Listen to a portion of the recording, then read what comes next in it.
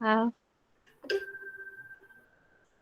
तो मैम, मैं Shampriya Chatterjee, assistant professor of Bengali Golsi Mahavidyalaya from waste Bengal. मैं एचआरडीसी सागर की तरफ से डायरेक्टर डॉक्टर आरती बेद्रे सर की तरफ से, और कोर्स कोऑर्डिनेटर डॉक्टर पंकज जी और राघवेंद्र प्रताप सर की तरफ से, और सभी प्रतिभागियों की तरफ से आपका सादर स्वागत करती हूँ। और मैम, आपके बारे में बहुत छोटे से मैं ये बोलना चाहूँगी कि आप 1996 से उच्च शिक्षा में इतिहास और पर्यटन के अध्यापन और अनुसंधान के विभिन्न क्षेत्र में कार्यकर है। वर्तमान में आप आचार्य पद पर इतिहास विभाग मोहनलाल सुखाड़िया विश्वविद्यालय उदयपुर से कार्यकर है। और आपके निर्देशन में बहुत सारे जो शोध काम हैं वो हो रहे हैं।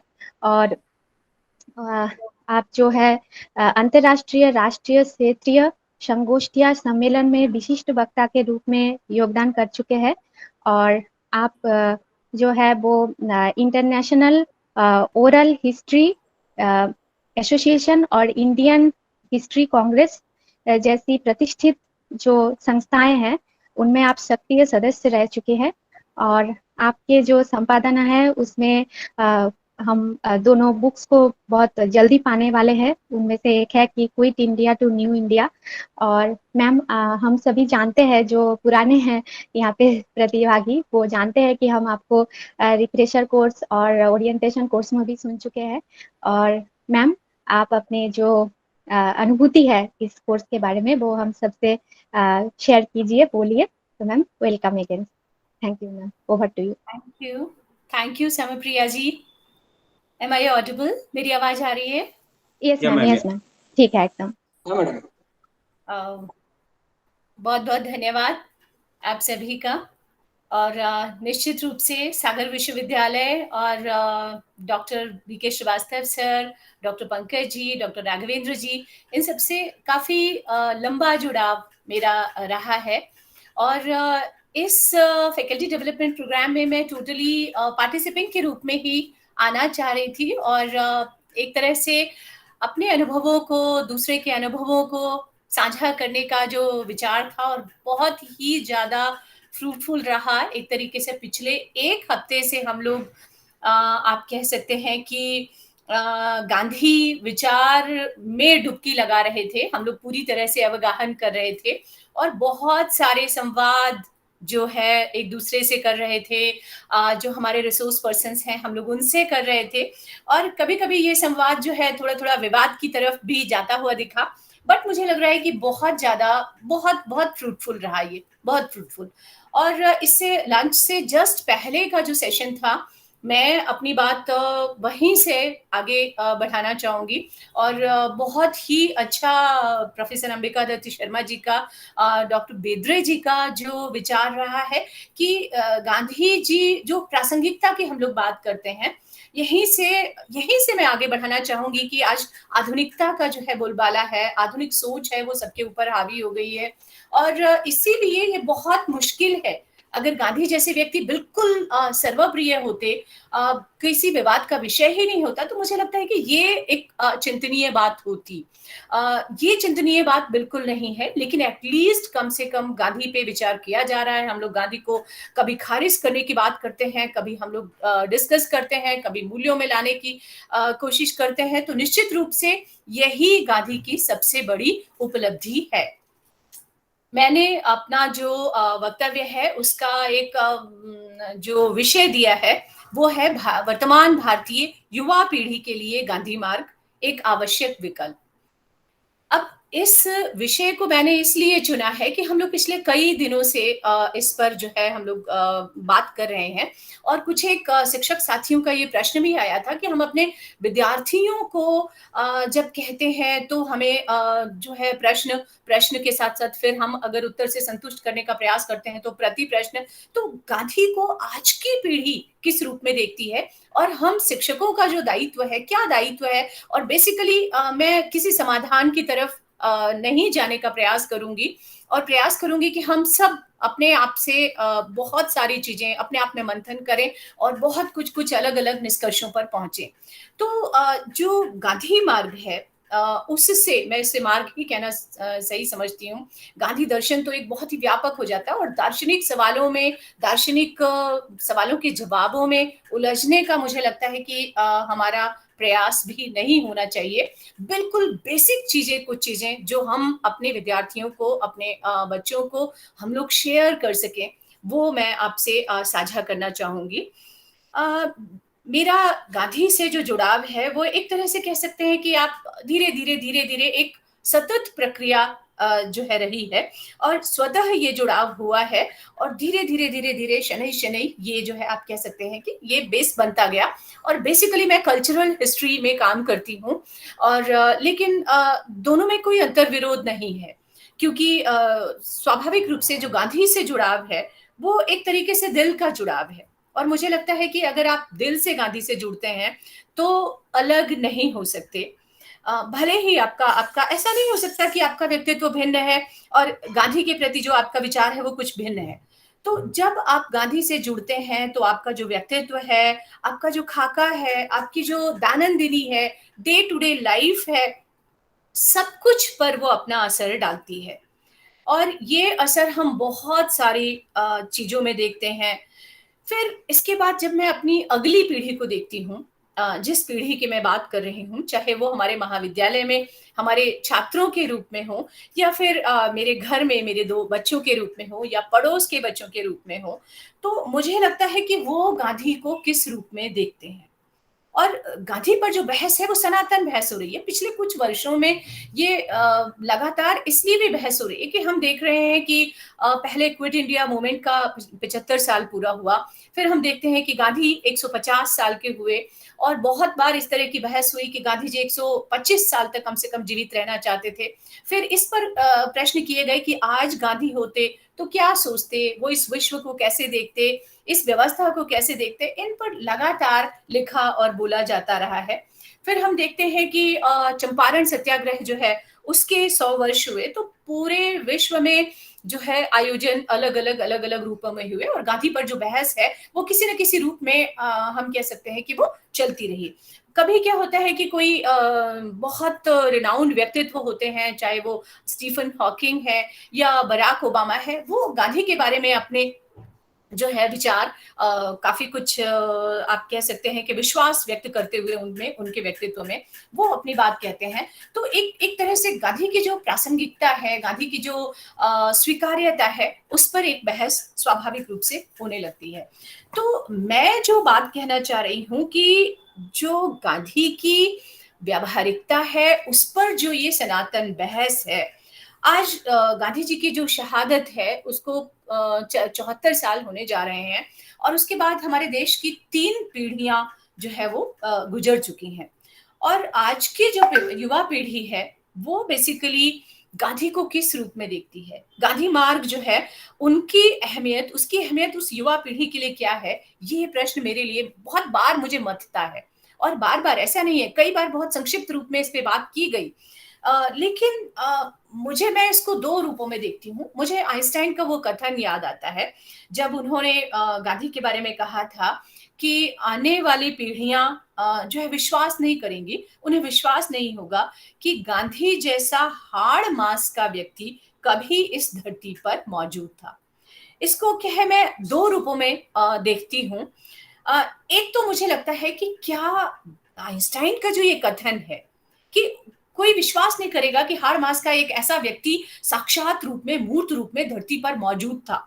तो पहला जो पर्सपेक्टिव मेरे सामने आता है, वो ये है कि क्या गांधी की उपलब्धियाँ बहुत असामान्य थीं? तो ऐसी असामान्य उपलब्धियों वाले गांधी को हम भारतीय जो हैं, हम क्या करते हैं बहुदेववादी हैं। और इसके अलावा देवी-देवताओं में बहुत विश्वास है। तो क्या ऐसा हो सकता है कि आइंस्टाइन को पहले से ये कल्पना हो गई हो कि हम भारतीय जो है गांधी की उपलब्धियाँ चूँकि इतनी असामान्य है कि वो एक पुरुष द्वारा अ, असंभव है, ऑलमोस्ट असंभव है, लगभग असंभव है। तो क्या गांधी को देवत्व अथवा अवतार के पद पर प्रतिष्ठित करने वाली भारतीय मानसिकता का पूर्वदर्शन था? उनको दिखाई दे रहा था कि जो है शायद आने वाली जो पीढ़ियाँ हैं, वो गांधी को क्या करेंगी? भगवान बना देंगी। अभी हम लोग शर्मा सर के वक्तव्य में भी इस पर बात कर रहे थे कि गांधी अवतार कहा जाता है, चमत्कारी पुरुष कहा जाता है। लेकिन तो एक एक बात तो मेरे दिमाग में ये आती है कि क्या आइंस्टाइन इस बात की ओर संकेत कर रहे थे कि हो सकता है आने वाली जो पीढ़ियां हैं वो गांधी को भगवान के पद पर प्रतिष्ठित कर दें। एक दूसरी बात और मुझे समझ में आती है कि जो गांधी है, क्या ऐसा संभव है कि जो हमारी युवा पीढ़ी है उसके मन से धीरे धीरे अप्रासंगिक होकर जो है अप्रासंगिक होते होते वो कालबाह्य हो जाए, आउट ऑफ डेट हो जाए। क्या गांधी मार्ग भी धीरे धीरे अपनी प्रासंगिकता खोते हुए अप्रासंगिक हो जाएगा, कालबाह्य हो जाएगा, आउट ऑफ डेट हो जाएगा? क्या आइंस्टाइन को इस बात की पहले से ही उनको इस बात का इल्हाम हो गया था? क्या वो उन्होंने पूर्व दृष्ट कर लिया था इस चीज को? ये मुझे दो तरीकों से मैं इस चीज को सोचती हूँ। फिर जब मैं अपने परिवेश में आती हूँ तो मुझे लगता है कि गांधी जी, जैसा कि पिछले व्याख्यान में भी बताया जा रहा था, कि हम जानते हैं कि गांधी जी के जीवन काल में ही और गांधी जी की मृत्यु के कुछ समय बाद ही जब हम ये देखते हैं कि उनके ही आदर्शों में पगे और उनके ही मूल्यों के विश्वासी एक एक ऐसे अनुयायियों का बाहुल्य था, ऐसे लोगों का शासन था जिन्होंने गांधी मार्ग पर चलकर ही राजनीति में प्रवेश किया और एक तरीके से बाद में भारत की जो राजनीतिक सत्ता है उसकी उन्होंने बागडोर संभाली। तो ये कहा गया कि भाई नेहरू जी खुद ही कहते थे कि पैराडॉक्सिकल पर्सनालिटी गांधी। तो अपने अनुयायियों के समय में ही गांधी जी को तरह तरह के टैग, तरह तरह के आप कह सकते हैं कि उनके उनके उनके बारे में जो एक तरह से उक्तियां हैं, छोटी छोटी उक्तियां, शीर्षक जो है उनके लिए छांट लिए गए थे। उन्हें अधरंगा फकीर तो बहुत पहले कहा गया, उन्हें भावुक आदर्शवादी कहा गया, उनको यूटोपियाई कहा गया, अर्थात एक ऐसा व्यक्ति जो सपनों की दुनिया में ही रहता है, स्वप्नजीवी है। उनको एक रोमानी बूढ़ा चिंतक कहा गया। और ये उस समय की बात हम कह रहे हैं जब साहित्य उस समय का पूरा गांधीवाद से प्रभावित था। बहुत सारा जो है, बहुत सारे उपन्यास, कहानियां वो गांधी मूल्यों से पगी हुई लिखी जा रही थी और कविताएं बहुत बड़ी संख्या में लिखी जा रही थी। चाहे वो सुमित्रा नंदन पंत हो कि सदियों का दैन्य तमिश्र ताम, धुन तुमने कात प्रकाश सूत, हे नग्न नग्न नरता ढक दी, या फिर केदारनाथ अग्रवाल कह रहे हो कि दुख से दूर पहुंचकर गांधी सुख से मौन खड़े हो, खपते इंसानों के इस भारत में तुम ही बड़े हो। तो ये एक पूरी पीढ़ी, आप देखिए कि गांधीवाद में पगी हुई फिल्में बन रही थी, चाहे वो अछूत कन्या हो, चाहे वो नया दौर हो, इस तरह के उन्हीं जीवन मूल्यों को प्रतिष्ठापित करने वाली। तो उस दौर में गांधी को हमने इस तरह के टैग जो है वो दिए थे। तो आप सोचिए कि आज की जो पीढ़ी है, जैसा कि आदरणीय बेद्रे सर ने संकेत किया कि सोशल मीडिया की पीढ़ी है। आज आज जो है हम एक तरीके से कह सकते हैं कि आज की पीढ़ी गांधी को उनके ऊपर लिखी हुई किताबों के द्वारा नहीं जानती, या उनके बारे में लिखे हुए असंख्य लेखों के बारे में नहीं जानती, या खुद की पुस्तकों के बारे में नहीं जानती। और उनके बारे में जो दैनंदिन आप कह सकते हैं कि निरंतर बड़ी संख्या में लिखा जा रहा है, उनके बारे में उनके उनके उनके माध्यम से नहीं जानती। तो वो गांधी को जानती है सोशल नेटवर्किंग साइट्स के माध्यम से।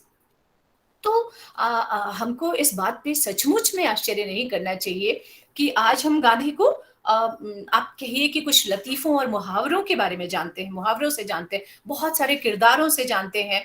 हम मजबूरी का नाम महात्मा गांधी कहते हैं।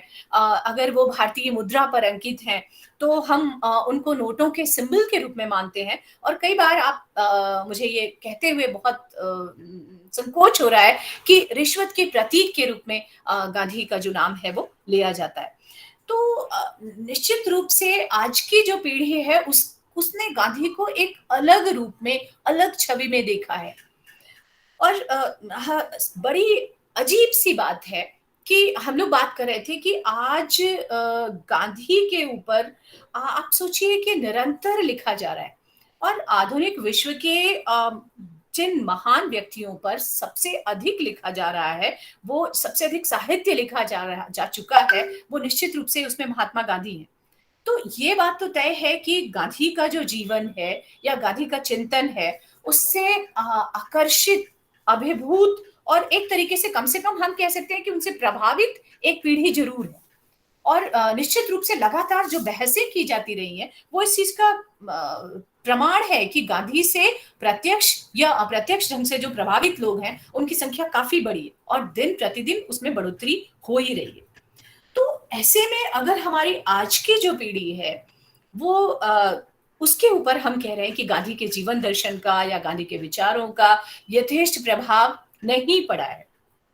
तो क्या हम इसको गांधी मार्ग की, गांधी दर्शन अगर हम कहें तो क्या उसकी अक्षमता है? या मुझे लग रहा है कि हमने शायद उसको ठीक से प्रचारित प्रसारित ही नहीं कर पाए हैं।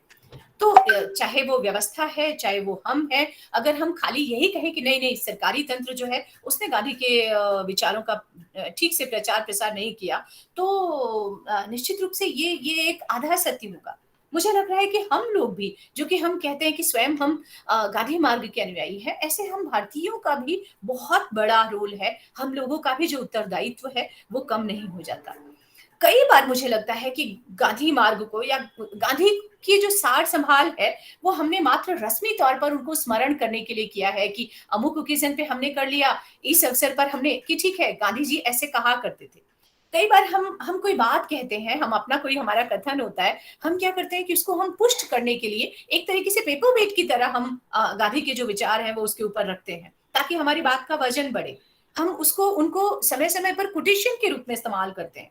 तो उनके उनके उनके जो सिद्धांत हैं आप देखिए कि अपनी-अपनी सुविधा के अनुसार हमने आज़ादी के बाद निरंतर हम देख रहे हैं कि उसकी व्याख्याएँ हम अपने-अपने हिसाब से कर चुके हैं। हम देखते हैं कि ग्राम स्वराज्य हमने रूरल डेवलपमेंट के रूप में हम उसको देखते हैं। विकेंद्रीकरण है, ठीक है, किसी न किसी रूप में गांधी सिद्धांत माने जा रहे हैं, पर वो पंचायती राज के रूप में है। जो अंतिम आदमी का दर्शन था, हम देख रहे हैं कि गरीबी निवारण के रूप में है या मानव अधिकार के रूप में है। सत्याग्रह और आत्मानुशासन हम पीस रिसर्च के रूप में कर रहे हैं। तो हमने क्या किया है अपनी-अपनी सहूलियत से गांधी को अलग-अलग खाँचों में हम लोग बाँट कर देख रहे हैं और मुझे लगता है कि इसके हम आदी हो चुके हैं। तो आज की पीढ़ी के लिए निश्चित रूप से मुझे लग रहा है कि उसको ये बताया जाना बहुत ज़रूरी है कि गांधी मार्ग आज भी उनके लिए भी उतना ही प्रासंगिक है और आज की पीढ़ी अगर चाहे तो उनमें आशा और विश्वास और उम्मीद उसमें तलाश कर सकती है और बहुत ही सीधे सच्चे अर्थों में हमें ये बताना होगा हमें बहुत बड़ी-बड़ी बातें सुनने के लिए क्योंकि आजकल सोशल मीडिया वाली जो पीढ़ी है आप देखेंगे कि वो उसके पास इतना धैर्य नहीं है। तो बहुत सारे चीज़ों के शॉर्टकट्स वो तलाश चुकी है। बहुत सारे शास्त्रीय संगीत वाला जो धैर्य है, वो एक तरह से आप कह सकते हैं कि पाश्चात्य संगीत वाला धैर्य है। तो अगर आधुनिक सभ्यता के मोह में ग्रसित हो गई है पीढ़ी, पर ये हम लोगों का उत्तरदायित्व है कि हम उनको उस मार्ग तक ले जाएँ कि अगर अगर उनके पास उम्मीद है, अगर वो चाहें तो गांधी के विचारों में उम्मीद तलाश सकते हैं। अगर चाहें तो उनकी मुश्किलों का हल गांधी बाबा के पास है। और वो केवल उसी रूप में उनको जिस तरीके से हास्य के, व्यंग्य के, प्रतीक के रूप में देखते हैं, उससे बहुत परे हैं, उससे बहुत अलग हैं गांधी, उससे काफ़ी इतर हैं गांधी। तो हमें हमें ये विश्वास दिलाना होगा। अब आज की जो पीढ़ी है भले ही मुझे लगता है कि वो मूल्य आधारित राजनीति क्या होती है, भले ही हो सकता है कि वो एक शुरुआती लेवल पर कम समझ पाए, पर मुझे लगता है कि यंगर पीढ़ी बहुत सेंसिबल है, बहुत समझदार है और वो बहुत जल्दी चीज़ों को ग्रैस्प करती है और समझती है, कम से कम हमारी वाली पीढ़ी के मुकाबले तो। तो अगर हम उसे बताएँ और ये बताया जाना मुझे लग रहा है कि बेहद ज़रूरी है कि गांधी के लिए आज़ादी का अर्थ केवल अंग्रेजी शासन से मुक्त होना ही नहीं था। बल्कि गांधी जो है एक भारत को एक आत्मनिर्भर समाज बनाना चाहते थे, एक सजग समाज बनाना चाहते थे और एक शोषण रहित समाज बनाना चाहते थे।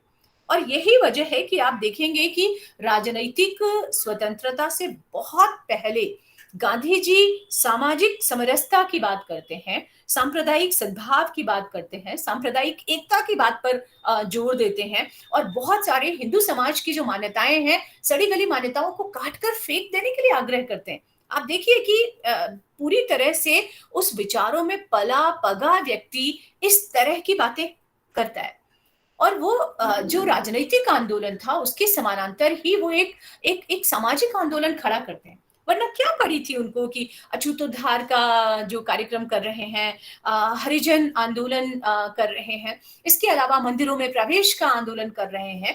तो निश्चित रूप से आज़ादी की जो उनकी परिकल्पना थी, ये बताना हम शिक्षकों का, हम पेरेंट्स का बहुत बड़ा दायित्व है कि गांधी के लिए आज़ादी के जो मायने हैं, वो बहुत अलग थे। आज़ादी का जो कैनवस था, जो आकाश था उनका, वो बहुत विशाल था और वो केवल भारत के ही परिप्रेक्ष्य में नहीं सोचते थे, सभी सभी जगह के लिए। और ये बात कहते थे कि अगर हम हमारे लिए आज़ादी का मतलब हम आज़ाद होना चाहते हैं, तो हमें दूसरों को भी वो देने की जो एक तरह से प्रयास है, वो करना चाहिए।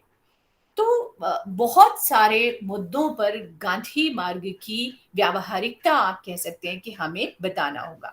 एक और बात मुझे लगता है कि किस तरीके से हम उस पीढ़ी को बता सकते हैं। हम ये कह सकते हैं और ये बहुत इम्पोर्टेंट बात है, बहुत ही महत्वपूर्ण बात है कि गांधी का जो संपूर्ण चिंतन था, चाहे वो सामाजिक है, चाहे वो राजनैतिक है या फिर आर्थिक है, वो पूरी तरह से मनुष्य केंद्रित है। मनुष्य और मनुष्य केंद्रित है, पूरी तरह से। गांधी जब भी सोचते हैं, वो मनुष्य के लिए सोचते हैं और मनुष्य को केंद्र में रखकर सोचते हैं। तो एक तरीके से आप कह सकते हो कि उनकी सारी जो सोच है, सारी चिंताएँ हैं, वो मनुष्य और बेसिकली एक आम इंसान, एक साधारण मनुष्य के बारे में है। तो ये अपने आप में बहुत बड़ी बात है कि ये जो ह्यूमैनिटेरियन अप्रोच है गांधी की, उसको हमको बताना होगा कि गांधी गांधी कोई दूसरी दुनिया के व्यक्ति नहीं थे। उनका उनका जो पूरा चिंतन है, कैसे कैसे वो मनुष्य को केंद्र में रखकर सोचते थे। और एक और बात है, इसी के साथ हम एक चीज़ और सोच सकते हैं कि जो मनुष्य है, मनुष्य का एक खाका है और मनुष्य का जो जीवन है, वो पूरा सर्वांगीण जीवन के बारे में सोचा।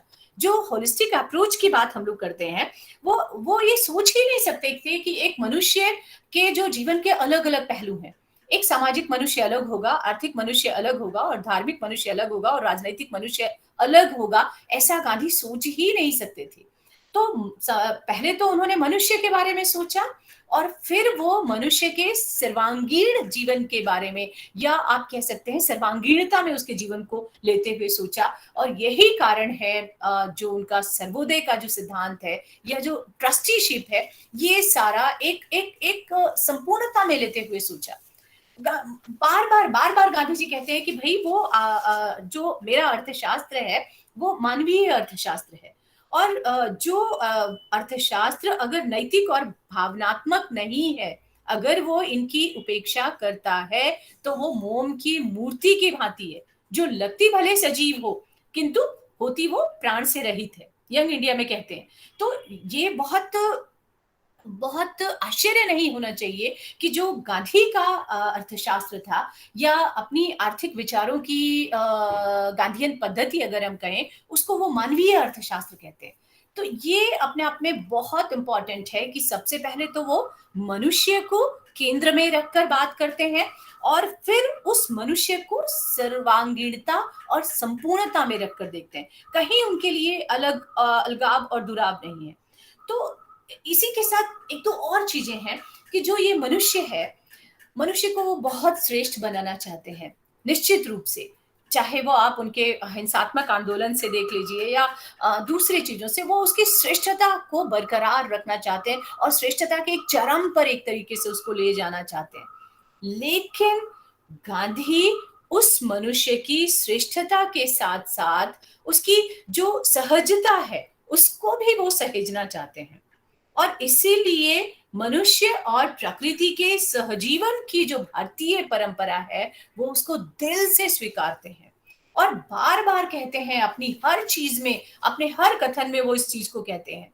आप देखिए कि पिछली 2 सदियों में जिस तरह से पश्चिमी देशों ने चाहे वो भौतिकता की अंधी दौड़ हो, विकास की दौड़ हो, भौतिक समृद्धि की लालच से, आप देखिए कि प्राकृतिक संसाधनों का जो दोहन हुआ है, आज बहुत बहुत कुछ बात किया जा रहा है इस पर, बहुत बड़ी-बड़ी बातें हो रही हैं। लेकिन उस समय जब हम कह सकते हैं कि प्रैक्टिकली इस तरह की कोई समस्या उद्भूत नहीं हुई थी, आज से 100 सवा 100 साल पहले उस व्यक्ति का जो आप दृष्टि देखिए कि कितनी विशाल देख पाती थी।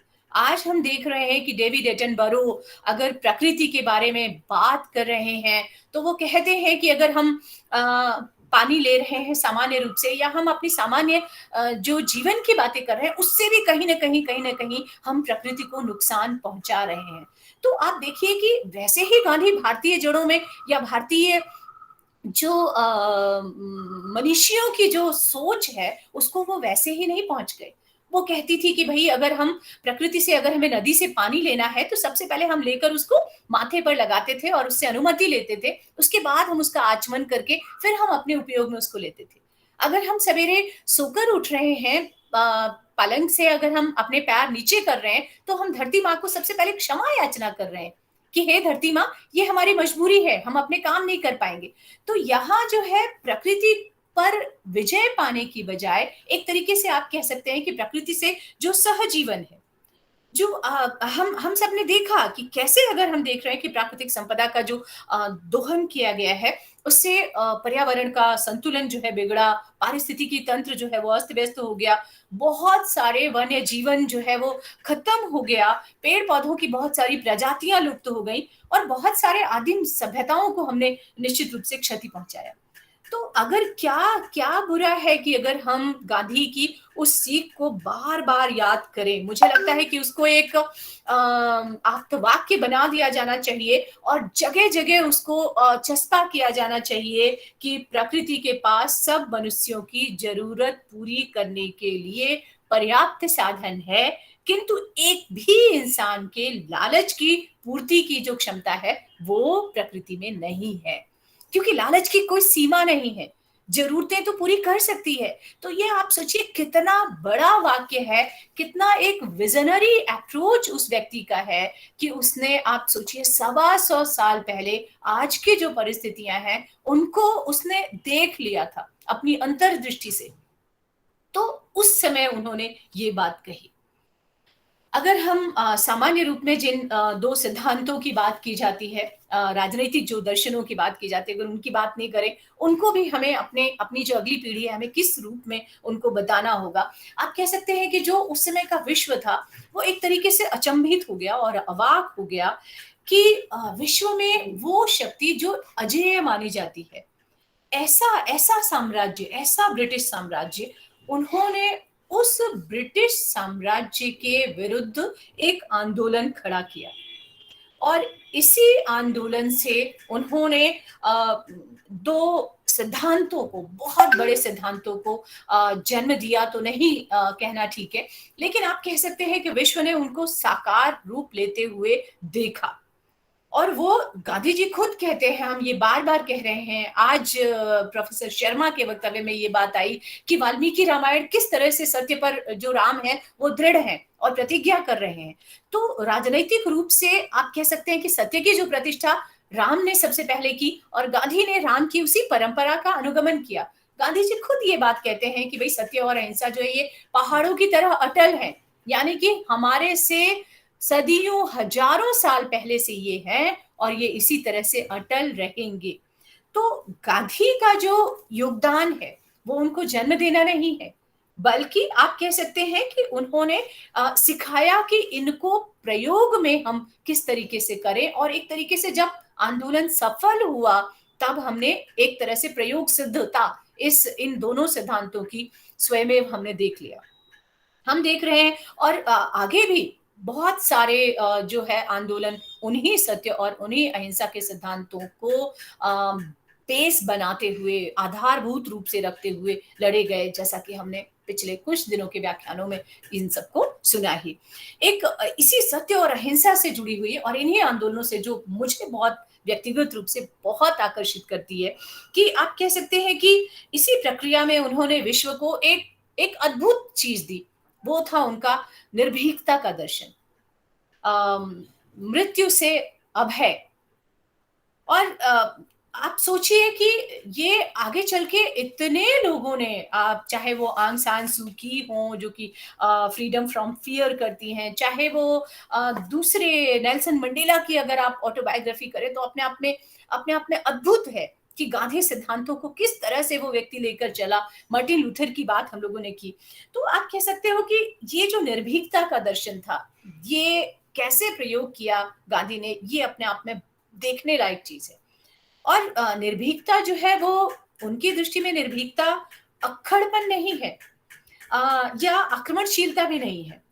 क्योंकि अगर अक्खड़पना है और आक्रमणशीलता है तो ये तो अपने आप में स्वयं डर का प्रतीक है, डर का संकेत है। गांधी जी की दृष्टि में निर्भीकता का अर्थ है सत्य बोलने का साहस, मानसिक शांति और धैर्य। और इसके लिए ईश्वर में जो अटल विश्वास है वो बहुत जरूरी है। और वो साफ साफ कहते थे कि अगर आप ईश्वर से डरते हैं तो आपको किसी से भी डरने की जरूरत नहीं है। और मुझे लगता है कि सब इस दर्शन की जो व्यावहारिकता है, जो प्रैक्टिकलिटी है, उन्होंने पूरे विश्व को अनुभव कराया। पहले हम देखते हैं कि दक्षिण अफ्रीका में, और फिर हम देखते हैं भारत के स्वतंत्रता संग्राम में। आम लोग हैं, कैसे ऐसे ही इतना जन आंदोलन नहीं खड़ा किया। हम लोग एक लाइन में कह देते हैं कि गांधी जी ने भारतीय राष्ट्रीय आंदोलन को जन आंदोलन में परिवर्तित कर दिया। चल पड़े जिधर दो डगमग में, चल पड़े कोटि पग इसी ओर। ये ऐसे ही नहीं हो गया। कौन लोग हैं वो? आम लोग हैं। वो क्या कर रहे हैं? हथियारों से, सैनिकों से लैस है जो अंग्रेजी साम्राज्य, जिसके पास जेल है, जिसके पास काला पानी है, फांसी है, गोली है, उन सब के डर को धता बताते हुए आप कह सकते हैं इसको गांधी की ताकत। वो एक निरीह सा कृषकाय, सूत काट रहा है वो व्यक्ति चरखे पर, लेकिन निडर है। उस गांधी में भरोसा जताया। आप सोचिए कि एक पूरी जो डर का साम्राज्य है वो एक तरफ है, हिंसा का साम्राज्य है वो एक तरफ है, और अहिंसा और अभय और निडरता एक दूसरी तरफ है।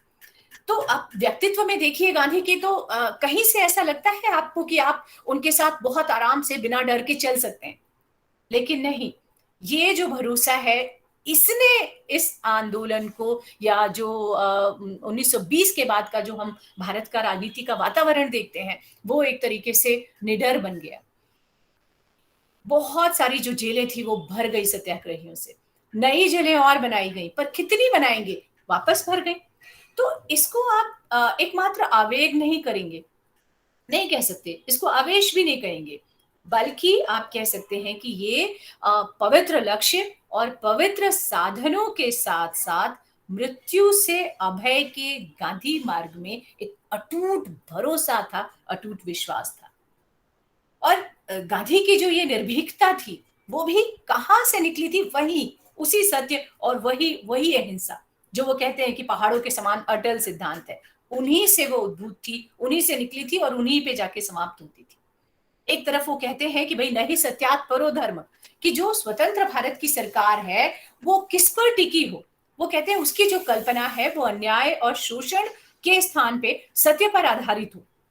एक एक ऐसा राज्य बने भारत जो कि सत्य पर आधारित हो। और वहीं उस स्वतंत्र भारतीय सरकार के नियामकों में अहिंसा को उन्होंने बहुत बड़ा स्थान जो है वो देते हैं गांधी। तो ये अपने आप में बहुत बहुत अद्भुत चीज है, जो मैं अद्भुत सिद्धांत आप कह सकते हो, मार्ग हो सकते हो, जिसमें मैं शायद बचपन से ही मुझे इस चीज का एक लगता था कि कैसे कैसे कैसे गांधी के पीछे इतने लोग कैसे आ गए। तो चाहे वो आप अफ्रीका के प्रसंग सुने, चाहे और बिल्कुल बार बार सभी लोग कह रहे हैं कि गांधी हम और आप जैसे ही हैं। गांधी बिल्कुल हमारे जैसे हैं, बस कुछ सिद्धांत थे जिन पर वो अटल रहे, और किसी भी परिस्थिति में, किसी भी स्थिति में वो उनसे डिगे नहीं। तो ये जो चीजें हैं, ये जो सिद्धांत है, वो निश्चित रूप से हम उनको बताया जाना चाहिए कि भाई जो अहिंसा है, वो अहिंसा भी बहुत अगर हम उसका विवरण देखें तो बहुत बहुत गहरे है। कि अहिंसा जो है वो हिंसा का निषेध नहीं है, बल्कि पूरा जो मानव मात्र है, पूरा प्राणी जगत है, एक तरह से उनकी अहिंसा का जो विस्तार है वो प्राणी और चराचर जगत तक व्याप्त है, उसके प्रति प्रेम है। और अगर कहीं प्रेम है तो शोषण कहाँ, शोषण को स्थान हो ही नहीं सकता। तो हिंसा जो है वो निश्चित रूप से बहुत नेचुरल चीज है, बहुत प्राकृतिक है, लेकिन अहिंसा जो है उस हिंसा से मुक्ति के लिए सतत की गई एक सभ्य यात्रा, आप कह सकते हैं उसको, सभ्यता की यात्रा है, सांस्कृतिक मूल्य है अहिंसा। तो अहिंसा ऐसे ही नहीं मिल जाएगा, अहिंसा के लिए अपने आप को तपाना और गलाना पड़ेगा। लेकिन अगर प्रैक्टिस में आ जाती है तो निश्चित रूप से आप अहिंसा को एकाकार, आप अहिंसा से एकाकार हो सकते हैं और अहिंसा को अपने में समा सकते हैं निश्चित रूप से। एक एक और चीज जो गांधी का जो मार्ग है, जो मुझे बार बार बहुत आकर्षित करता है, वो है कि हिंसात्मक साधनों के स्थान पर जो राजनीतिक अन्याय के प्रतिकार के लिए उन्होंने अहिंसा को वैकल्पिक साधन निश्चित रूप से बनाया। बल्कि इसके साथ साथ उन्होंने क्या किया कि जो शोषण करने वाले पर जो प्रहार है, जैसा हम बार बार कहते हैं पाप से घृणा करो, पापी से नहीं, तो उस शोषण करने वाले पर उन्होंने प्रहार करने की बजाय शोषण के जो कारण है उन पर वो प्रहार करते हैं। और वो खुद, आप सोचिए कि कौन व्यक्ति ऐसा होगा जो खुद शोषकों को कहे कि वो अपने में प्रेम, करुणा, न्याय, रक्षा, ये सारी भावनाएं अपने में जगाए और अपने को जो अधिकार प्राप्त हैं उनको अपने से कम भाग्यशाली लोगों के साथ अपनी इच्छा से बांटने के लिए तत्पर हो। और इस बांटने में भी आप देखिए कि जैसे हम खैरात देते हैं तो जो एक ओढ़ी हुई उदारता होती है वो नहीं होनी चाहिए, क्योंकि उससे अहम होता है। उसके स्थान पर जो भारतीय प्रेम और सहज करुणा है, जो कंपैशन है, वो होना चाहिए। तो ऐसे ही नहीं हो गया कि अफ्रीका की जेलों में गांधी ने स्मर्ट्स के लिए जूते बना रहे हैं गांधी जी। और आप सोचिए कि वो व्यक्ति, हमारे और आप जैसे व्यक्ति को निश्चित रूप से क्रोध आएगा, और वो व्यक्ति कई बार ऐसा लगता है कि किस मिट्टी का बना है। तो ये जो छोटी छोटी सी चीजें हैं वो हमें जो है अपनी अगली पीढ़ी तक उसको स्थानांतरित करना होगा।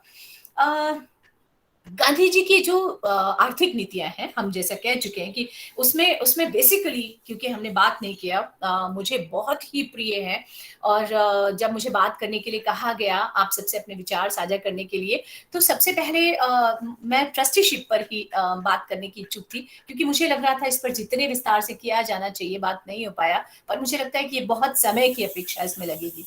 तो आप सोचिए कि जो मनुष्य को केंद्र में रखकर वो बात कर रहे हैं, उसमें बाजार और वस्तु, जिसकी हम आज का जो आर्थिक ढांचा है वो बात करते हैं, उसके बजाय वो वहां पर भी वो मनुष्य को ही केंद्र में रखकर बात करते हैं।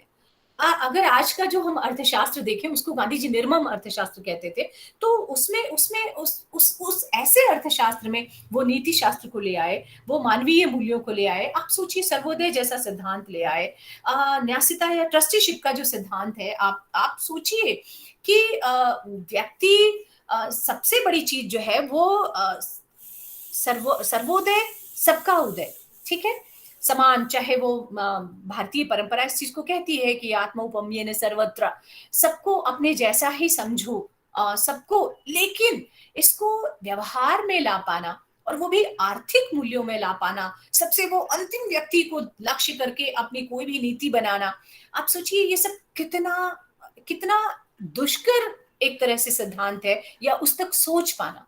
और ट्रस्टीशिप आप देखिए कि अपने आप में कितनी हमारे यहाँ भारतीय संस्कृति में कहा जाता था कि केवल आघो भवति केवलाधि, जो अकेले खाता है वो एक तरह से पाप खाता है।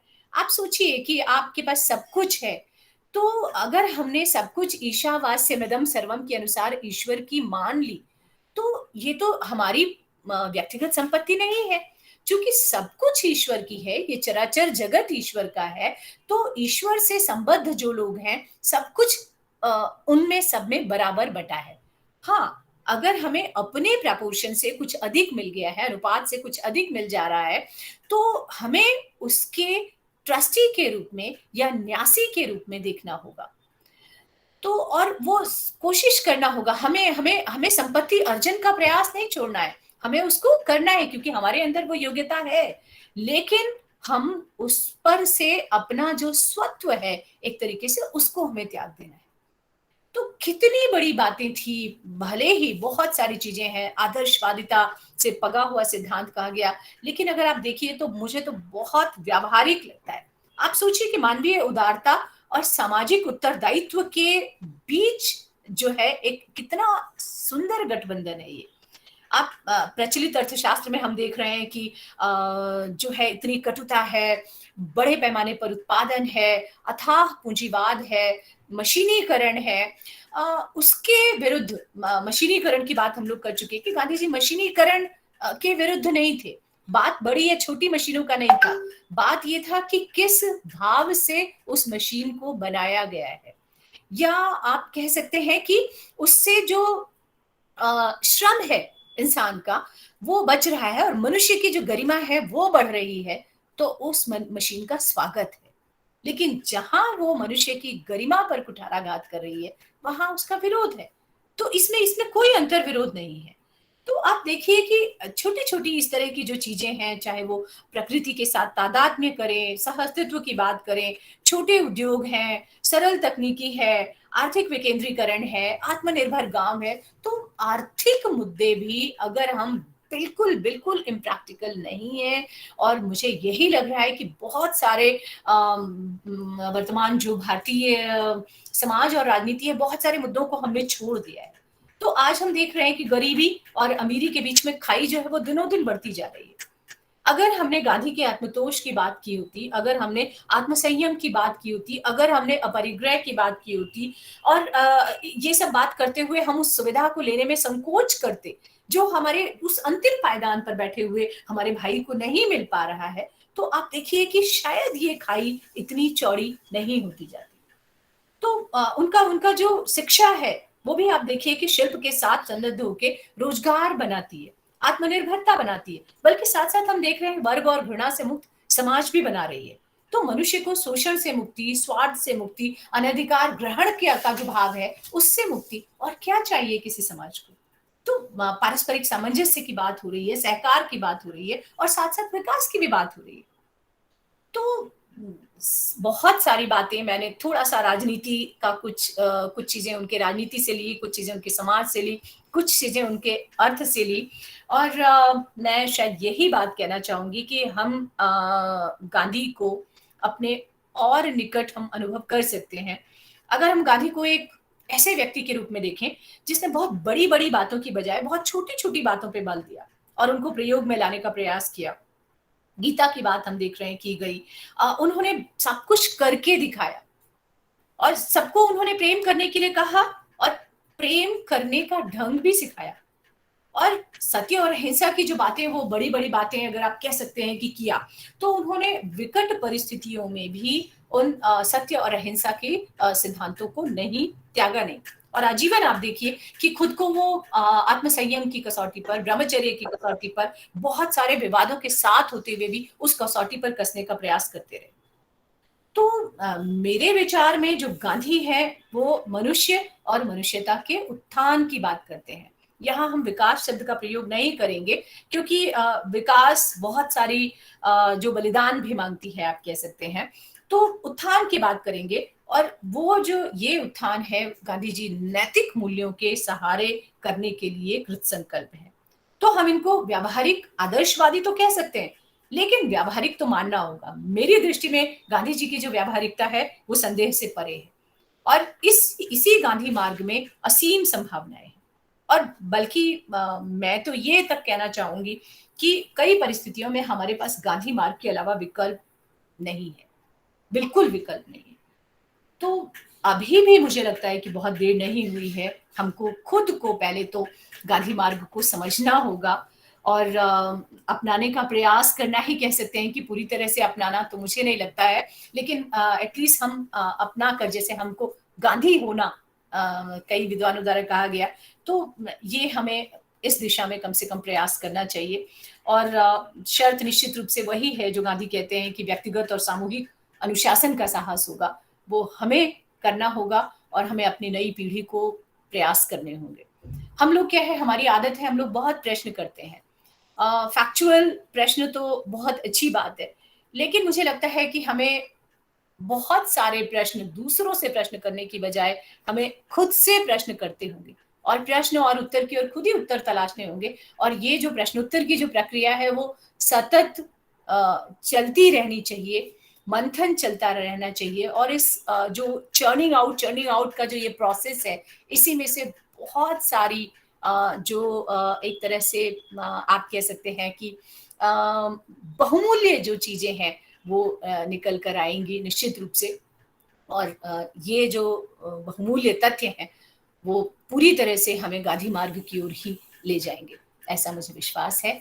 आपने मुझे मौका दिया अपनी बात कहने का, अपनी बात आप लोगों से साझा करने का, और इसके लिए आदरणीय डॉक्टर बेद्रे सर का, डॉक्टर बीके श्रीवास्तव सर का, आरपी सिंह सर का, और छोटे भाई डॉक्टर पंकज सिंह जी का बहुत बहुत आभार। आप सभी का आभार कि आप लोगों ने मुझे सुना। Thank you.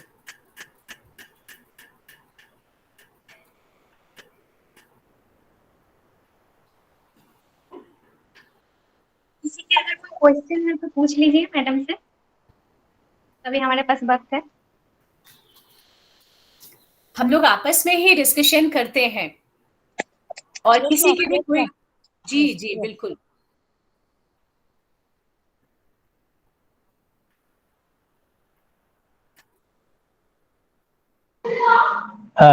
मैम, जी hello, good afternoon to you. और बहुत ही आपने इनोवेटिव और अच्छा लेक्चर दिया। लेकिन एक चीज जो आपने शुरू में अपना टॉपिक बताया था, प्लीज थोड़ा सा रिपीट कर दीजिए उसको, टॉपिक का। अच्छा, टॉपिक का नाम या थोड़ा आराम से थोड़ा सा, हाँ प्लीज। हाँ, मुझे देखना पड़ेगा। बाकी आप लोग कुछ और भी सजेस्ट कर सकते हैं अगर चल चाहें। ठीक ठीक। मैंने अपना टॉपिक दिया है वर्तमान भारतीय युवा पीढ़ी के लिए गांधी मार्ग, एक आवश्यक विकल्प। मैडम और एक बार बताइए जरा। वर्तमान भारतीय हाँ, युवा पीढ़ी के लिए गांधी मार्ग, एक आवश्यक विकल्प। मैं टेक्स्ट भेज दूंगी ग्रुप में, और आप लोग भी प्लीज अपने विचार साझा कीजिए ना।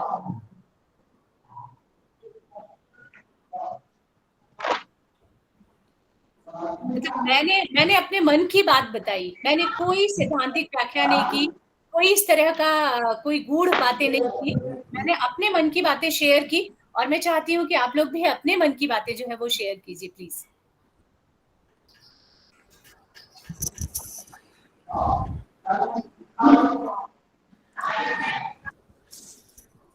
हाँ मैम। जी जी Chandrabhan ji. Am I audible? बिल्कुल बिल्कुल। या मैम, जो ट्रस्टीशिप का सिद्धांत दिया था गांधी जी ने, और एक्चुअली उसको बाद में आफ्टर उनके खत्म होने के बाद भूदान आंदोलन के रूप में एक तरह से देखा जाए तो एक रूप तो है उसका, ट्रस्टीशिप का ही रूप था जो कि विनोबा भावे ने चलाया था। तो बाद में विनोबा भावे शुरू में तो काफी सफल रहा, लेकिन बाद में अंततः वो असफल हो गया। तो क्या व्यवहारिकता, मैं सोच रहा हूँ क्या व्यवहारिकता, क्या ये आ सकता है? मतलब सोच में तो एक थ्योरेटिकल तो लगता है, सिद्धांतिक रूप में सही लग रहा है, और विचारने में भी सही लगता है कि ऐसा हो जाए तो वास्तव में जो गरीबी है, उस चीज का जो भाव है, या जो शोषण है, अंतिम व्यक्ति तक जो समाज की लाभ की पहुंच है, वो आराम से हो सकती है। लेकिन क्या वास्तव में जो व्यक्ति का एक जो मनोयोग है, जो व्यक्ति का एक सोचने का ढंग है, नजरिया है, क्या ऐसा हो सकता है पूरी तरह से? क्योंकि ये विनोबा भावे वगैरह जो शुरू में काफी कोशिश के बावजूद भी बाद में असफल हो गया था, उनको ये मानना भी पड़ा ये असफल हो गया। अब किन कारणों से हुआ? कारण बहुत सारे थे, लेकिन असफल हुआ है। तो क्या बिल्कुल। वास्तव में व्यवहारिकता और सैद्धांतिकता में क्या, कैसे कैसे कैसे हो पाएगा? हर हर हर व्यवहार जो है पहले एक सिद्धांत ही होता है, ये तो हम जानते ही हैं, और कोई ना कोई व्यक्ति उसको सोचता है। जो ट्रस्टीशिप है उसमें एक तरह से आप कह सकते हैं कि जो संपत्ति के प्रति हमारा जो दृष्टिकोण है वो दो तरीके हैं उसके। सबसे पहला कि हर व्यक्ति यथासंभव अपनी जरूरतें वो सीमित कर ले, सबसे पहली बात तो ये है। और दूसरी है आवश्यकता से अधिक साधनों को और संपदा को अपने पास नहीं रखे। बेसिक बेसिक जो दो चीजें हैं। और हम देख रहे हैं कि जैन धर्म में भी ये सिद्धांत है कहीं मैंने पढ़ा था कि जैन धर्म में बरसों से सोए हुए सिद्धांत को उन्होंने अपरिग्रह और अस्तेय 2 रूपों में ये जैन धर्म में हम इसको देख रहे हैं। तो अब जब हमने, ठीक है, सैद्धांतिक रूप से उन्होंने बहुत सारे, उन्होंने इसको एक तरीके से आप कह सकते हैं कि ईश्वरत्व के साम्राज्य के रूप में जोड़ दिया कि समस्त संपत्ति ईश्वर की है, हम अपनी आवश्यकताओं को सीमित कर दें। इसमें शारीरिक श्रम को भी जोड़ा, सबके विकास को जोड़ा, और सबसे बड़ी बात है जो पूंजीपति के हृदय परिवर्तन को जोड़ा। अब जो बेसिक है कि इसका क्रियान्वयन कैसे हो सकता था कि गांधी जी ने कहा कि भाई जो धनिक लोग हैं वो अब संपत्ति का स्वेच्छा से त्याग कर दें, या फिर एक तो तरीका ये है, दूसरा अहिंसक असहयोग आंदोलन हो, और तीसरा जो है राज्य द्वारा व्यक्ति की जो संपत्ति है, अतिरिक्त संपत्ति, उसको छीन लिया जाए। अब इसी वजह से बहुत सारे लोगों ने इसको यूटोपिया कहा और संभव कहा, लेकिन गांधी जी को इतना विश्वास था इस बात पर, वो ये कहते थे कि क्या आदिम मनुष्य जो है उसने कभी सभ्य समाज की कल्पना की थी, और एक तरह से जो भूदान था वो भी स्वैच्छिक त्याग को लेकर शुरू हुआ था। लेकिन मुझे लग रहा है कि आज का जो व्यक्ति है वो स्वार्थ पूर्ति को महत्वपूर्ण मान लिया है। परिवार का जो दायरा है वो एक बस मैं और मेरा जो बिल्कुल निकटतम परिवार है, और शायद यही वजह है कि हम लोग बहुत दूर की नहीं सोच पा रहे हैं। और ऐसा नहीं है, बहुत सारे लोग सोच रहे हैं, आप देखिए कि सृष्टि एक तरीके से चल ही उनके बूते पर रही है, बहुत सारे लोग सोच रहे हैं, पर मुझे लग रहा है कि ये जो भाव है इसका एक जनरलाइजेशन होना, एक सामान्यीकरण होना शायद इस दिशा में हो सकता है, और ये भी हो सकता है कि हम प्रेरित करने में उनको उतने असफल तो मैं नहीं कह सकती, लेकिन हाँ ये है कि शर्त है कि खुद को बदलना होगा, और असंभव बिल्कुल नहीं है, असंभव बिल्कुल नहीं है, क्योंकि बहुत सारे इस तरह की चीजें हैं जो हमने असंभव को संभव कराया, तो बहुत सी जो बातें हैं वो हम कर सकते थे। Thank you ma'am, thank you, शुक्रिया। हाँ madam ji Amardas ji. Madam doctor Manjulkar from Pune. जी हाँ जी सर, जी सर, हाँ जी सर, हम लोग परिचित हैं। हाँ चाह परिचित है मैडम। मैडम कई दिनों से हम लोग मंच शेयर कर रहे हैं जी। हाँ मैडम, मुझे एक शंका थी, जो सत्य, अहिंसा, ज्ञान और प्रेम, इस पर आधारित जो सनातन मानव धर्म था प्राचीन भारत में था, उसी आधार गांधी जी ने लिया था। बिल्कुल बिल्कुल, वो तो कई बार ये बात आई ना कि सत्य और अहिंसा जो है वो तो, लेकिन आप कह सकते हैं कि उन्होंने बहुत अलग अर्थ और अलग आयाम सत्य और अहिंसा को दिए। आप देखेंगे बहुत समय नहीं है, उन्होंने जो सत्य पर कैसे दृढ़ रहना है, अहिंसा पर उनकी जो अहिंसा है, आप देखेंगे उन्होंने वीरों की अहिंसा, सामान्य मनुष्य की अहिंसा और कायरों की अहिंसा, तो किसी परिस्थिति से बचकर भाग जाना, इसको वो अहिंसा नहीं मान रहे हैं। तो पूरा इन्होंने बकायदा एक सैद्धांतिक जामा भी पहनाया, उन्होंने उसको पूरा उसके व्यवहार में किस तरीके से ला सकते हैं उसका पूरा एक दर्शन दिया। और एक तरह से बहुत सारे गांधीवादी जो उनके अनुयायी थे, उन्होंने इन तरीकों का और विस्तार किया। तो निश्चित रूप से थी तो वही सनातन भारतीय संस्कृति थी, और वहीं पर जब गांधी को कोई प्रश्नों के उत्तर ढूंढने पड़े तो वहीं गए वो, नो डाउट। पश्चिमी सभ्यता से, चाहे वो आपके रस्किन हो, चाहे वो थॉरो हो, वो वहां से भी विचार ले रहे हैं, चाहे वो God's kingdom is within you वो बात कर रहे हो, बाइबल की बात कर रहे हो, निश्चित रूप से कहीं से भी जो अच्छे सिद्धांत है वो ले रहे हैं। लेकिन अल्टीमेटली मुझे लग रहा है जब भी प्रॉब्लम सोल्यूशन की बात आ रही है तो वो भारतीय संस्कृति, सनातन भारतीय संस्कृति के पास ही जाते हैं। Yes, thank you madam. Ma'am hello जी जी मैम, सदावर्ते मैम बोल रही हूँ। बहुत ही अच्छा आपने विकसित दिया, लेकिन मेरा एक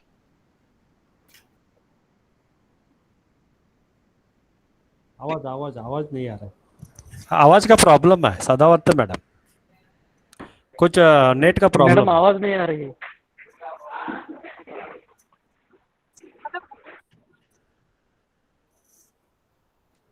मैम आपकी आवाज नहीं आ रही है। Hello ma'am, hello.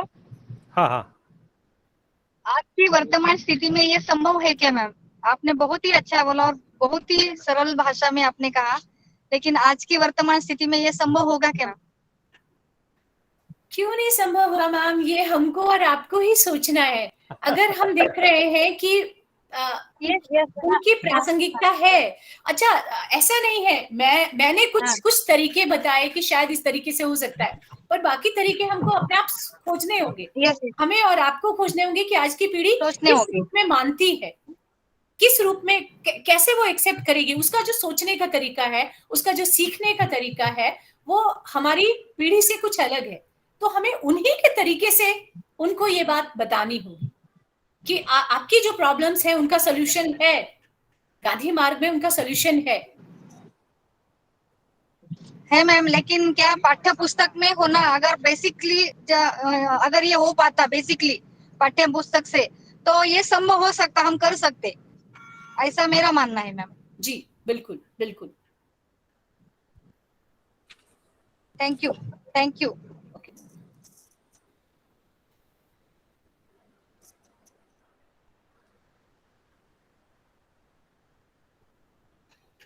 आप लोग कोई सुझाव दीजिए ना कि किस तरीके से नई पीढ़ी को हम लोग सरल तरीके से बता सकते हैं। आप लोग बताइए ना मैम, प्लीज आप लोग बताइए ना। इनफैक्ट ये एक मेरा तो ये मानना है कि पाठ्य पुस्तक में जो है अभ्यासक्रम में अगर हम ये रखे और उसके ऊपर अगर हम प्रोग्राम रखे बेसिकली शासन को, सरकार को लिख के, तो ये एक हम बात कर सकते हैं। प्रायोगिक तत्व पर मैम, थेरी मत होना उसमें, प्रायोगिक तत्व। बिल्कुल। आप देखेंगे कि नई एजुकेशन, जो नई शिक्षा नीति है, न्यू एजुकेशन पॉलिसी है, बहुत सारी चीजें हैं। आज हम लोग इस बात की बात कर रहे हैं, बुनियादी शिक्षा में इतना पहले गांधी जी यही सब कुछ सारी बात अपने तरीके से कह चुके हैं।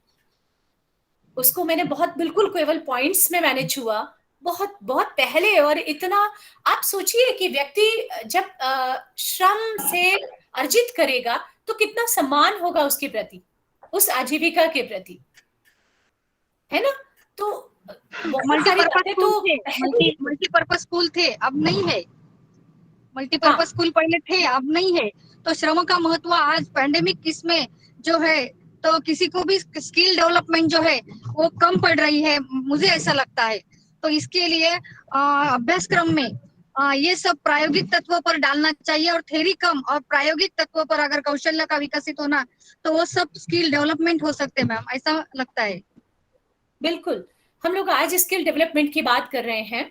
आप देखिए कि गांधी जी ने तकली के माध्यम से वो ये देख रहे हैं कि बच्चा काम कर रहा है, सीख रहा है, स्किल सीख रहा है, और उसके माध्यम से वो कितनी बातों की तरफ ले जा रहे हैं।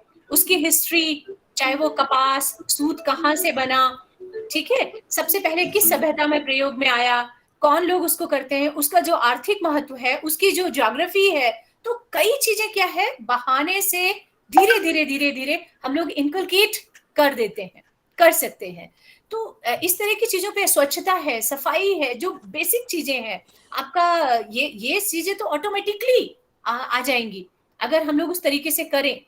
लेकिन मैं यही बात कह रही हूँ कि हमने शायद हमारी बहुत सी सरकारों ने, मैं किसी को दोष नहीं दूंगी, या हमने भी खुद शायद उतनी गंभीरता से नहीं लिया, या हमने बस उनको एक सैद्धांतिक, हमने उनको एक ऊंचाई पर रख दिया कि भाई गांधी का वो एक स्थान है, और वो स्थान आप कह सकते हैं कि दोनों ही रूपों में हो सकता है। जैसे मैंने शुरुआत में कहा कि या तो हमने उनको भगवान बना के उनको हमने बिल्कुल कर दिया कि भाई बिल्कुल आप इंसान नहीं हो, और आपकी बातें तो हम इंसानों के बस की नहीं है, ठीक है, आप कर सकते थे बट हम नहीं कर सकते। और दूसरी चीजें ये है कि बिल्कुल आउट ऑफ डेट है आपकी बातें, इसीलिए मैंने जो परिकल्पना की, ये सब मेरे मन की बातें हैं एक तरीके से, जो मैं समय के साथ साथ सोचती रही हूँ, पर मुझे लगा ठीक है आप लोगों के साथ मैं इसको साझा करती हूँ। Yes ma'am. खाली आपका जो 15 मिनट है वही रहता है स्कूल का। बिल्कुल जी जी चंद्रभान मैम मैं अभी यहाँ यूपी का हूँ मैं, और अभी मैं लखनऊ यूनिवर्सिटी गया था पीएचडी का इंटरव्यू देने। तो ये मेरा विषय टॉपिक था महात्मा गांधी ग्राम स्वराज्य विषयक विचारों की प्रासंगिकता, रिलेवेंस। मैंने बहुत कुछ उन्होंने सीधा कहा कि आप व्यवहार में कैसे ला सकते हो गांव में इसको। गांव में जो गांधी जी ने कहा था वो तो है, अभी भी काफी हो रहा है, चाहे वो कुटीर उद्योग हो, चाहे वो सत्ता का विकेंद्रीकरण हो, डिसेंट्रलाइजेशन हो चुका है। इस पर काफी कुछ, लेकिन वो व्यवहारिकता पर नहीं आ पाए। तो बोले व्यवहारिक कैसे आप करेंगे, ये बताइए आप। तो इस पर मैंने हर एंगल से उनको समझाया। बोले टैक्स उनको क्या नाम लगाना होगा। मैंने कहा सर टैक्स लगाना होगा, लेकिन कम टैक्स लगाना होगा। ज्यादा टैक्स लगाएंगे तो उनका विकास ही नहीं होगा, क्या नाम, कुटीर उद्योग का। लेकिन वो मेरे उससे सहमत नहीं हो रहे थे बहुत। वो फिर खैर, तो मैंने कहा व्यवहारिकता में, एक्चुअली मैम व्यवहारिकता में गांधी के मानता हूं कि है, लेकिन कहीं ना कहीं ये बहुत बड़ी सोच की आवश्यकता हो है, चाहे उसको इम्प्लीमेंटेशन में हम लोग उस अंतरात्मा से नहीं कर पा रहे। तो बिल्कुल।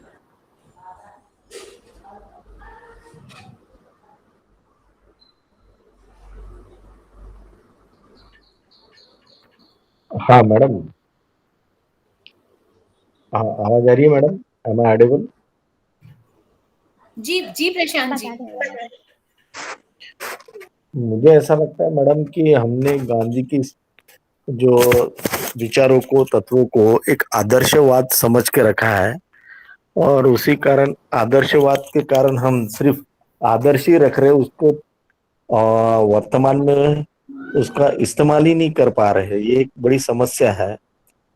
और भाई युवा पीढ़ी भी वो आदर्श के रूप में ही देख रही है, लेकिन जब वो इस्तेमाल करने की जब आती है सत्य अहिंसा के कोई भी तत्वों और ये विचारों गांधी का, लेकिन वो आचरण में लाना नहीं चाहते हैं। ये सबसे बड़ी समस्या है, मुझे ऐसा लगता है, युवा पीढ़ी के सामने। इसी के तो रास्ते सोचने हैं। मुझे लगता है हम काम करें इस पे, कुछ कुछ पॉइंट्स हम लोग बनाए, और शायद इस कार्यक्रम की थोड़ी एक सफलता होगी कि किस तरीके से हम अपनी अगली पीढ़ी में इसको ले जाएं।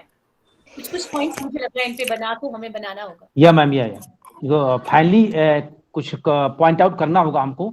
इस पॉइंट के सारे हम आगे इनको जो सैद्धांतिक हैं, जो लग रहा है कि कैसे आ सकता है हमारे जीवन में, तो इनको वास्तव में पॉइंट करके और आगे कंक्लूजन के रूप में हम रख सकते हैं इनको। जैसे चरखा है, निश्चित रूप से मतलब चरखा भी अब बहुत बहुत बहुत गंभीर बात है। जो उस समय आप देखिए कि चरखे को इन्होंने एक तरह से सत्याग्रह का अपना एक केंद्र बिंदु बनाया, तो इतना बड़ा सिंबल मुझे नहीं लगता है कि दुनिया के किसी और आंदोलन में लिया गया होगा।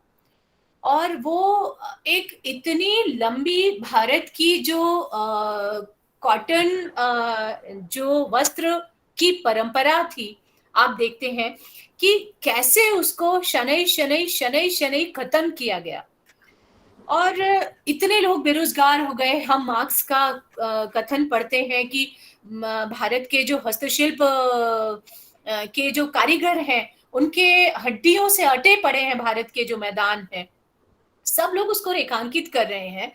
और वो गांधी जी जिन्होंने हिंद स्वराज के लिखे जाने के समय उन्होंने चरखा कभी देखा नहीं था, ठीक है, लेकिन इतना उन्होंने समझ लिया था कि भारत की जो बेरोजगारी है उस समस्या का एक बड़ा हल चरखे में है।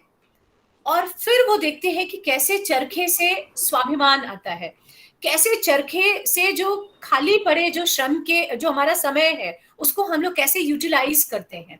फिर वो घंटों के हिसाब से, आप देखिए एक एक चीज का इतना खाका तैयार था कि कैसे स्त्री और पुरुष कितना हमारे पास हमारी जो खपत है उसमें से हमारी जो देशी मिलें हैं वो कितना कर सकती हैं, उसके बाद जो बचा हुआ है उसके लिए हमको 8-8 घंटे के हिसाब से या किसके हिसाब से हमको जो है काटना होगा।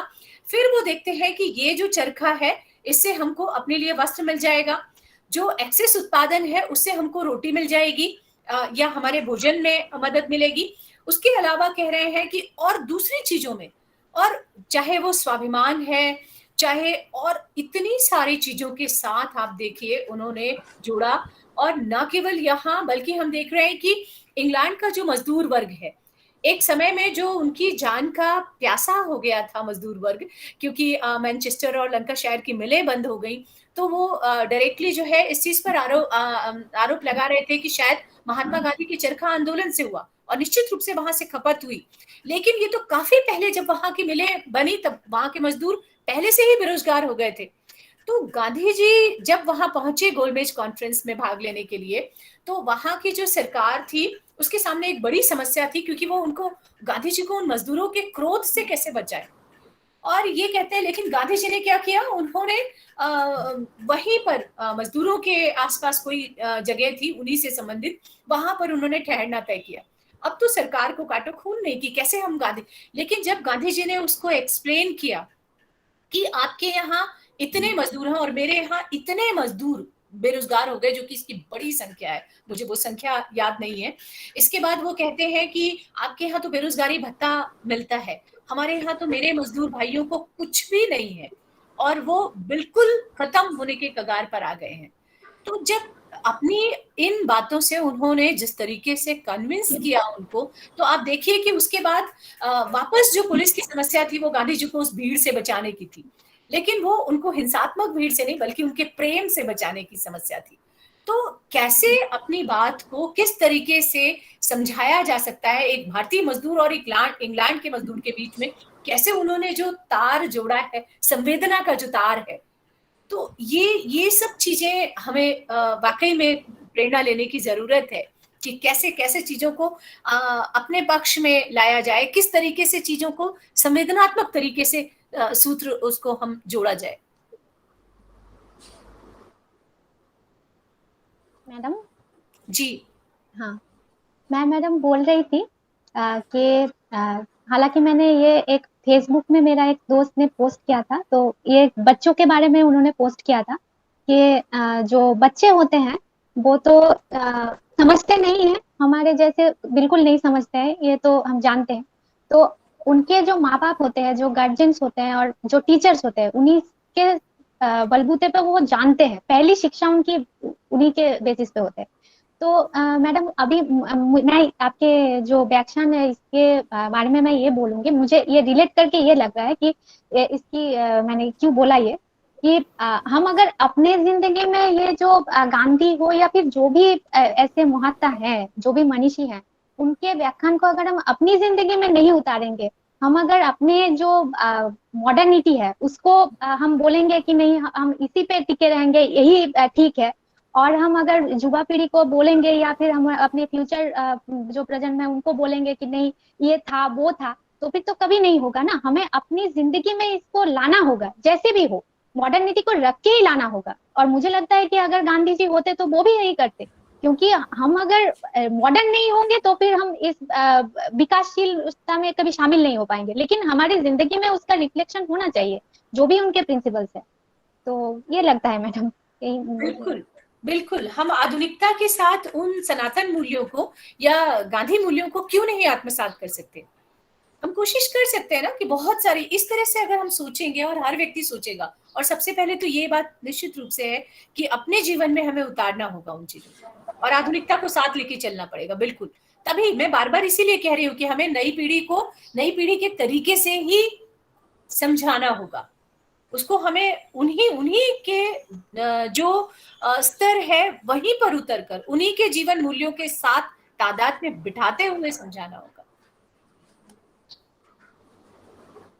एकदम मैडम मैं संप्रिया मैडम के सुझाव से बहुत सहमत हूँ।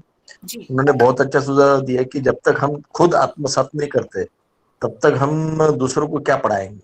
सही। तो पहले आत्मसात गांधी के विचार हमें आत्मसात खुद में करने चाहिए, बाद में हम बोलने के लिए सक्षम है, ऐसा मुझे लगता है। बिल्कुल बिल्कुल बिल्कुल। Ma'am hello. जी जी भरत जी। प्रतिभा मैम जी, मैं जब छोटा था ना, अभी मेरी उम्र 56 ईयर्स रनिंग है। मैं जब छोटा था ना तो मेरी दादी मेरे दादा बात करते थे पंडित जवाहरलाल नेहरू की, बात करते थे वल्लभ भाई पटेल की, बात करते थे वो गांधी जी की। हम अभी के स्टाइल में जब नई जनरेशन में देख रहा हूँ तो उनके माँ बाप बात करते हैं शाहरुख खान की, तो सलमान खान की शादी क्यों नहीं होगी, ये ब्रांड अच्छा है, वो ब्रांड अच्छा है, तो मल्टीनेशनल कंपनी का जो माहौल है ना, तो इतना बढ़ गया है कि गांधी कौन है ये उनको मालूम है क्या नहीं, ये मुझे बहुत बड़ा प्रश्न पड़ता है। बिल्कुल। तो तभी यही बात आ रही है ना निकल के कि सबसे पहले हमें उन चीजों को समझना होगा, बीइंग पेरेंट्स, बीइंग टीचर्स, क्योंकि अगली जो पीढ़ी है वहां तक ये मूल्य ले जाने का दायित्व अभी हमारी इसी पीढ़ी का है। तो युवा पीढ़ी तक तो तब जाएगा, पहले हमारी जो पीढ़ी है उसको आत्मसात करेगी। बिल्कुल।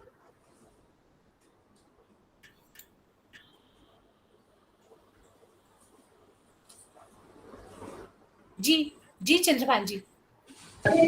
वोट ऑफ थैंक्स आपके लिए मैम। मैं अरे क्या एनी क्वेश्चन, कोई रिस्पेक्टेड पार्टिसिपेंट्स, एनीवन? नहीं, फिर मैं वोट ऑफ थैंक्स करूं मैडम के लिए। क्यों औपचारिकता क्यों कर रहे हैं वैसी? नहीं, मैं तो आवश्यकता नहीं है, आप उससे हकदार भी हैं, और वास्तव में मेरी बहुत ही अच्छा आपने लेक्चर दिया। तो ma'am, a very good afternoon to all. Myself Chandrabhan Singh, assistant professor, department of political science, Kalpi college Kalpi, district Jalaun, Uttar Pradesh. Respected Director, HRDC, Dr. Bedre sir, coordinators, Dr. Pankaj sir and Dr. RP sir, and respected and dear participants, on behalf of Dr. Harshing Gaur University, Sagar, I feel immense pleasure to this opportunity to propose a vote of thanks to eminent scholars, Professor Pratibha ma'am. Madam, आपने गांधी जी के बारे में बहुत ही व्यवहारिकता पर देखा जाए तो एक वर्तमान परिवेश में या युवा पीढ़ी के लिए जो आपने गांधी मार्ग के लिए चर्चा की है, बहुत ही कुछ सीखने को हमें मिलेगा आगे। आपने गांधी का जो मार्ग है, ये एक क्षेत्र विशेष तक संकीर्ण नहीं है, एक डिसिप्लिन तक सीमित नहीं है, यह सामाजिक, आर्थिक, राजनीतिक सभी डिसिप्लिन में समाया हुआ है। गांधी जी का जो अप्रोच था, जो आपने बताया, वास्तव में होलिस्टिक अप्रोच था। कोई एक मार्ग से हम अपना समग्र विकास या इस दुनिया का समग्र विकास नहीं कर सकते, उसके लिए समग्र रूप से विचार करने की आवश्यकता है। गांधी जी मनुष्य के सर्वांगीण विकास पर बल देते थे, चाहे वो सर्वोदय के माध्यम से, ट्रस्टीशिप के माध्यम से हो, इनके माध्यम से वो सभी का विकास चाहते थे, समाज के अंतिम व्यक्ति तक का वो विकास इनके माध्यम से। आगे चल के आपने मनुष्य और प्रकृति के संबंध में जो बताया कि एक पश्चिमी रूप, वेस्टर्न जो अप्रोच है, वो प्रकृति दोहन या प्रकृति शोषण रहा है। एक्चुअली मैम, ये पहले जो था वो इको फ्रेंडली का अप्रोच रहा है, चाहे वो थेलीज रहे हो, चाहे एलेक्जेमरीज रहे हो, चाहे एलेक्जेमॉन्डर रहे हो, ये सारे पहले के इनमें इको फ्रेंडली था, लेकिन आगे चल करके ये प्रकृति दोहन या शोषण का रहा। लेकिन भारतीय जो अप्रोच पहले रहा है, वो है जल पावक गगन समीरा, पंच रचित ये अदम समीरा। शरीरा, जो हमारा शरीर है, 5 तत्वों से बना हुआ है, और इन 5 तत्वों का यदि मानव एवं जीव जगत के लिए अनुकूल होना स्वास्थ्य और अस्तित्व के लिए बहुत ही अनिवार्य है। और भी एक अथर्ववेद में कहा गया है, माता भूमि पुत्रो हम पृथिव्या, जो आपने कहा सबसे पहले उठ करके माता पृथ्वी के पैर छूना चाहिए, तो वो कहीं ना कहीं हमें एक उससे प्रेरणा मिलती है प्रकृति के पास जाने के लिए, प्रकृति के नजदीक जाने के लिए। फिर आपने निर्भीकता की बहुत अच्छी परिभाषा दिया, ईश्वर में अटल विश्वास और अहिंसा में अटल विश्वास। बेशक बहुत ही पहली बार मैं देख रहा हूँ कि इन मायने में निर्भीकता की परिभाषा, जो ये शोषण का, मैम प्रकृति शोषण का जो आपने बताया, इसको थोड़ा सा मैं आगे अपने क्लैरिफाई करूंगा। इन जो प्रकृति शोषण, ये चाहे भारतीय आज जो प्रवेश 16वीं शताब्दी के बाद, चाहे वो वेस्टर्न फिलॉसफी में रहा हो अप्रोच, चाहे भारतीय अप्रोच, ये औद्योगिक क्रांति के बाद भौतिकवादी विचारधारा आई, नए मूल्यों का उदय हुआ, उपयुक्तावादी संस्कृति आई, और तब से शुरू हुआ ये विश्व की विनाश लीला का प्रथम चरण शुरू हुआ है। खैरहाल, आगे आर्थिक नीतियों के माध्यम से, ट्रस्टीशिप के माध्यम से आपने बताया कि जो गांधी का बाजार केंद्रित के बजाय मानव केंद्रित, व्यक्ति केंद्रित, मूल्य केंद्रित और नैतिकता केंद्रित जो विचारधारा थी, वास्तव में ये उस समाज के अंतिम व्यक्ति तक समाज के लाभ पहुंचाने के लिए ही थी। अंत में कहना चाहूंगा, इससे वास्तव में गांधी के सपनों का यही भारत होगा कि एक ऐसा समाज विकसित हो जिसमें ऊंच नीच, जाति पात, अमीर गरीब की जिसमें कोई खाई नहीं होगी, जिसमें शोषक शोषित का कोई स्थान नहीं होगा, और जो शोषण मुक्त होगा। यही गांधी के सपनों का भारत होगा।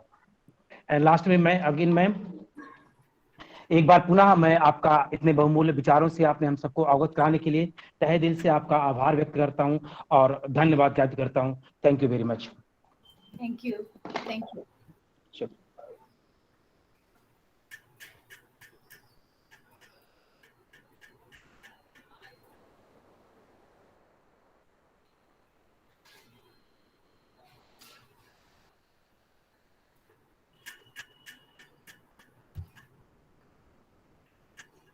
सैमप्रिया जी थोड़ा ब्रेक ले कि हेलो सैमप्रिया मैम।